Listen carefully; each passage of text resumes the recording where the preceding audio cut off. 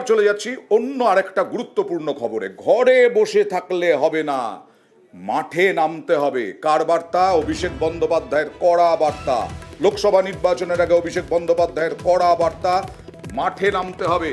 কথা বলবো প্রতিনিধি আবিরের সঙ্গে। আবির, কেন এরকম বার্তা?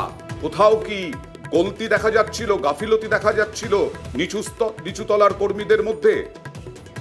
তোমার মনে থাকবে যখন তৃণমূল কংগ্রেস পঞ্চায়েতের প্রার্থী তালিকা ঘোষণা করেছিল এবং ফল প্রকাশের পর তৃণমূল জানিয়েছিল যে প্রত্যেক প্রধান এবং উপপ্রধানের কাজ তৃণমূল কংগ্রেসের তরফ থেকে মনিটরিং করা হবে, তারা কতটা জনসংযোগ করতে পারছেন।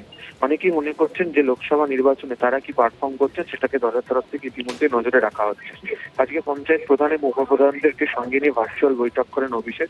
সেখানেই তার তরফ থেকে যে কড়া নির্দেশ দেওয়া হয়েছে, সূত্র মারফত যেটা জানা যাচ্ছে, সেখানে উল্লেখই করেছেন যে ঘরে বসে থাকা শৈথিল্য দেখানো চলবে না, ভোট প্রচারে সকলকে ঘাম জড়াতে হবে এবং 100 দিনের কাজের টাকা আটকে রেখেছে কেন্দ্র, আবাসের টাকা দিচ্ছে না কেন্দ্র, এগুলো রাজ্য সরকার দিচ্ছে এবং আবাসের টাকা দেবে। বাড়ি বাড়ি গিয়ে এগুলোকে প্রচার করার নির্দেশ দেওয়া হয়েছে।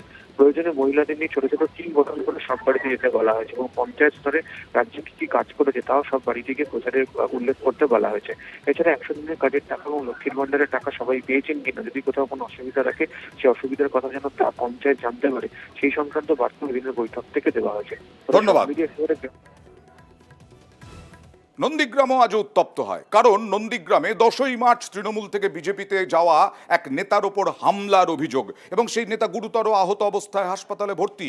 তৃণমূলের বিরুদ্ধে অভিযোগ।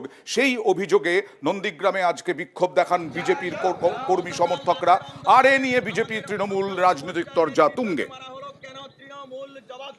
তমলুক লোকসভার যে প্রার্থী অভিজিৎ গাঙ্গুলির ফ্লেক্স লাগানোকে কেন্দ্র করে তৃণমূল দুষ্কৃতীরা অতর্কিতভাবে আমাদের আব্বাস বেগের ওপর হামলা চালায়। তাকে তমলুক বেসরকারি হাসপাতালে ভর্তি করতে হয়েছে। এখন রাজনৈতিকভাবে নন্দীগ্রামে একদম দেউলিয়া হয়ে গিয়ে চরম পর্যায়ে পৌঁছে যাচ্ছে। আবার সেই আগের সংস্কৃতি, মারধর, কর্মীদের ওপর আক্রমণ এইসব শুরু করেছে। এই থানাতেই আব্বাস বেগের কাছে একজন ভদ্রলোক কিছু টাকা পেতেন। এমনিতে ঋণগ্রস্ত অবস্থায় আছে, ঋণ খেলাপি হয়ে বিভিন্ন জায়গায় ঘুরে বেড়াচ্ছে। ফলে টাকা পায়, টাকা দেয়নি, মানুষ হয়তো সেই টাকা চাওয়ার জন্য গেছে।